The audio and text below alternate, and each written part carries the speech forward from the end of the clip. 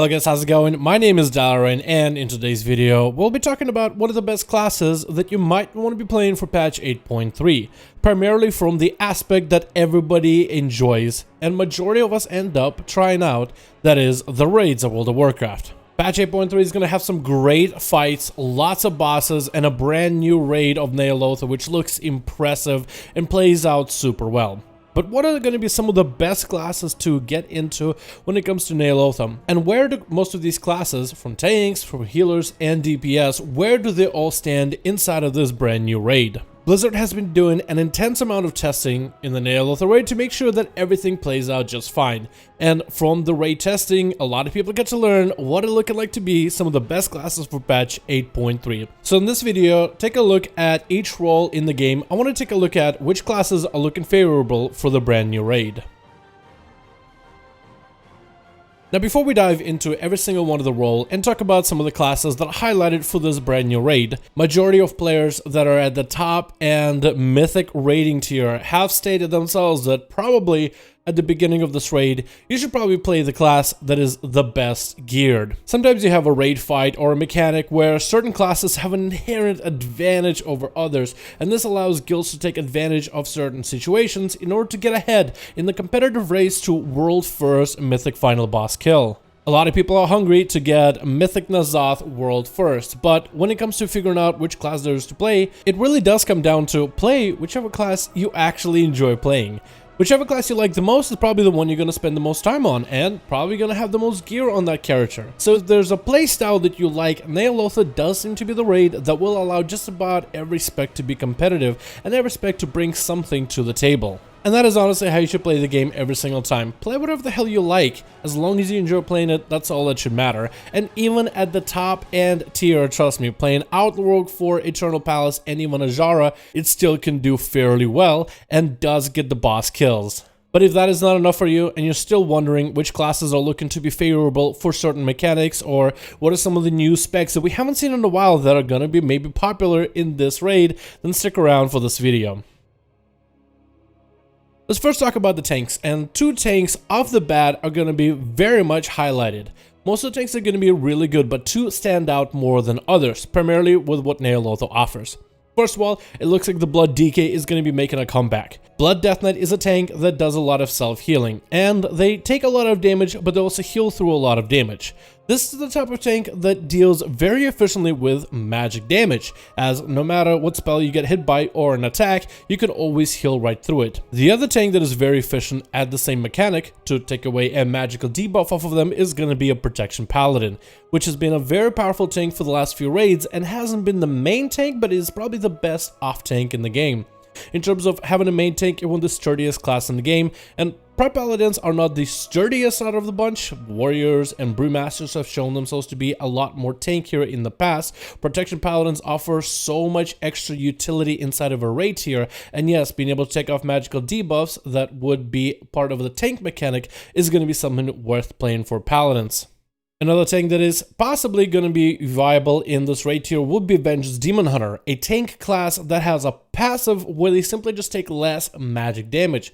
With how much magic damage there is in this brand new raid, and a potential viable wildcard build that people are working on, Vengeance Demon Hunters will be another tank to look forward to. But out of all the different mechanics, the Blood Death Knight and the Protection Paladin are looking to be some of the more popular tanks, especially at the high end tier of raiding. But without the general audience getting a bite at the raid from normal, heroic, or mythic perspective, it is still very hard to tell, as this is all the information we have so far from the PTR. Although potentially warriors, bear druids, and even brewmaster monks could still be just as good. Then we have healers, and that's another spec that has a lot of responsibility behind it. Healers for the longest time have been mostly centered around Discipline Priests and Holy Paladins. Holy Paladins provide a great amount of healing to allies in an AoE with the Glimmer build, and with that getting nerfed, they are going to be a little bit weaker, but not by too much. The brand new item levels on gear is going to continue making them super strong. Same thing for Discipline Priest, they are able to deal a huge amount of AoE healing at a cost of mana just about any time they want to. Both of those healers also put out quite a bit of damage, and with Battle for Azeroth, the meta has been for healers to do as much damage as possible while providing healing when needed and utility when needed. So the third healer that's probably going to be rising to the top in the roster is going to be Restoration Shaman. One of the core mechanics that we're going to be seeing a lot of in Neolotha is going to be a mind control mechanic, where your allies are going to go into insanity and get controlled by the old gods. So a shaman with a tremor totem is going to be probably the best response to majority of those mechanics. This does also say a little bit for the other specs of shaman, but I'll talk about it later in the video. Outside of that, shamans pack quite a lot of AoE healing, especially if allies stack on top of each other, and there's quite a few fights where that is possible. And if ever needed, you need extra DPS, the Restoration Shaman could put out quite a bit of damage all on their own, which is quite nice. What is a little bit sad is the fact that we won't really be seeing as many Holy Priests or Restoration Druids at the top of the meta for Mythics, at least from what we're seeing right now. Battle for Azeroth meta for healers has been so weird. It basically forces healers to be able to put some sort of DPS while maintaining high amount of HPS.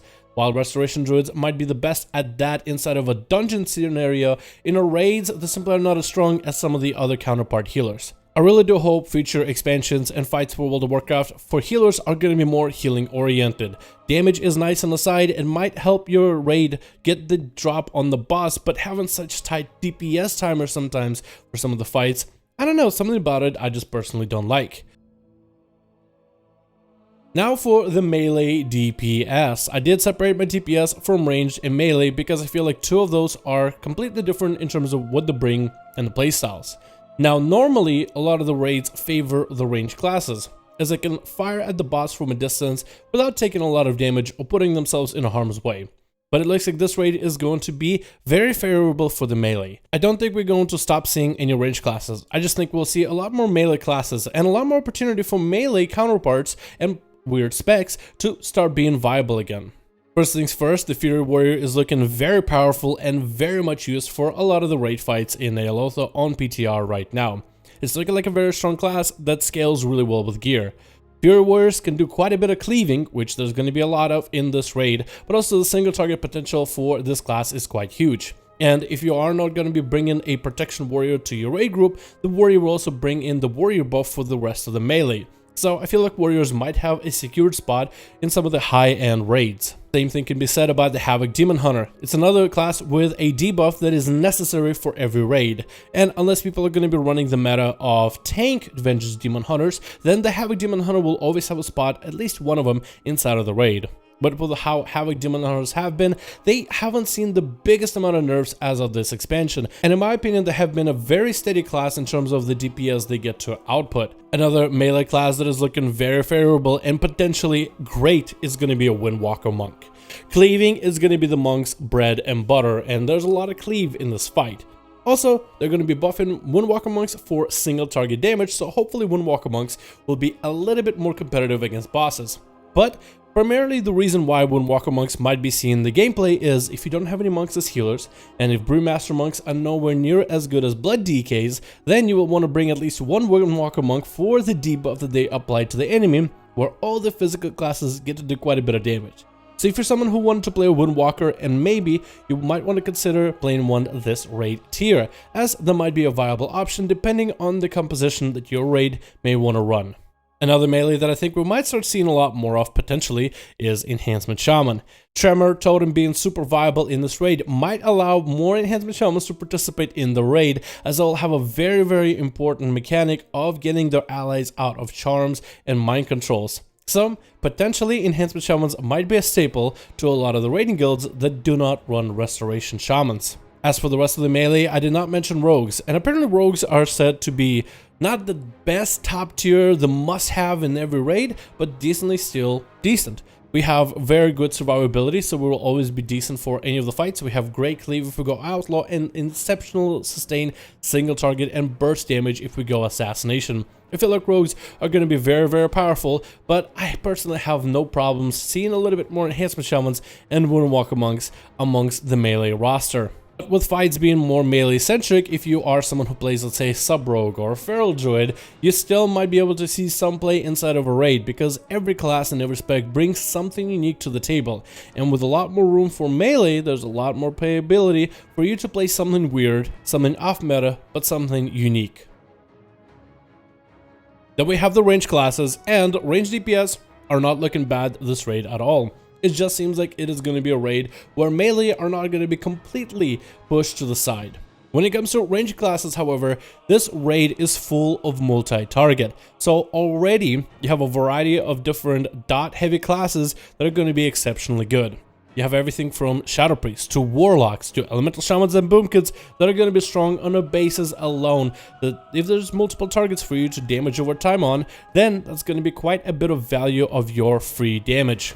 I think Elemental Shamans in particular are going to be the staple for a lot of range classes. So if you're someone who was pushed to the side as Elemental Shaman, I think now would be the time to shine. Again, we're going back to the mind control mechanic of Shamans, but just because you bring a Tremor does allow you to get into the groups because you have the key, you have the toolkit in order to deal with the mechanics of this brand new raid. Mages are also looking exceptionally powerful. A lot of people are leaning towards Fire Mages because they've been so consistent for the longest, but maybe Arcane and Frost could also have some playability, since with better gear, you're simply going to have all three specs of Mages doing far more damage. And with Mechagon pieces of loot, you might be able to get yourself some crazy builds, particularly for Mages. Essentially, there's no bad range class in the game, and there might be a little less of them depending on what type of combinations your raid tier may be able to run, but not being forced to run a majority of the raid being ranged does feel a little bit freeing. As for example, for my raid, I feel like we're basically 50-50. We have a couple ranged, we have a couple melee, but with how raid fights have been skewed towards the ranged, just about every melee has a range class alt, and it's super difficult to get one up and running to get the best essences and the best gear, at least currently in the raid tier. I mean, come on, I can only farm islands on one character before I lose my mind. When I have to farm it on two religiously every single day, man, does it really suck out the enjoyment out of the game. But either way, guys, this is going to be the list for what looks to be some of the better classes for patch 8.3. Again, I think you all should play whatever you want to play, and it looks like just about everybody will be viable and doable for this brand new raid. Of course, when it comes to the mythic raiding, the tippity top, of course there's going to be metas, but when it comes to doing heroics and even normals, I doubt anybody's going to decline you for playing a Walker. What I'm very excited about this raid tier is a lot more melee and a lot more weird comps and weird specs being playable. Honestly, I would love to see Vengeance Demon Hunters being super viable for this raiding tier. Or honestly, I would love to see more bear druids, because I remember the days of Legion where bear was the staple of every composition and I kind of miss it. But I do like variety. I do like seeing people play different specs and different classes. I do like throughout an expansion that a bunch of different classes have room to shine no matter how you play. So we might just be able to get just that with this new raid tier for Ny'alotha in patch 8.3. But anyway, guys, this is just an early look at all the classes. This isn't finalized, but if you were to take a snapshot in a moment of what's looking good at this time of making this video, then this would be the classes that are looking really good for some of the top tier raiders when it comes to patch 8.3. But thank you guys so much for watching this video. Let me know in the comments below if you are sticking to the same class and or spec that you're playing, or are thinking to try something new with this raid tier. With a brand new raid tier, it is a perfect opportunity to try another class, to swap to a new main and grind out all the gear right before the patch 8.3 is going to allow you to basically re-gear your character. I wonder how many of you guys are sticking to your guns, or how many of you are going to be swapping around for the little bit of variety you may be able to get with Ny'alotha. Thank you guys so much for watching this video. I do hope you guys enjoyed. Let me know your thoughts in the comments below, and I'll see all of you guys in another video.